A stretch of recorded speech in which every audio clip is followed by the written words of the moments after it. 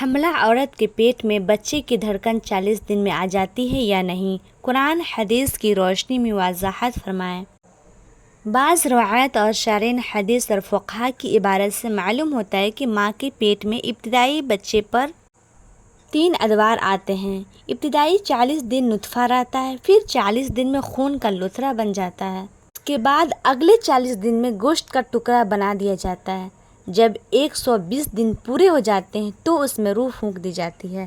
باقی آپ کا سوال ہے کہ 40 دن بعد دل دھڑکنا شروع ہو جاتا ہے یا نہیں؟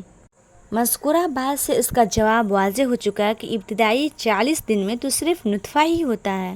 نطفہ عربی لفظ ہے، اس کے معنی ہے وہ دھات جو نر کے انزال میں خارج ہو کر مادہ کے رحم میں استقرار حمل کا باعث ہوتی ہے۔ 2 الفاظ کے معنی آپ بتائیں کمنٹ باکس میں۔ پہلا علقہ، دوسرا مضغہ۔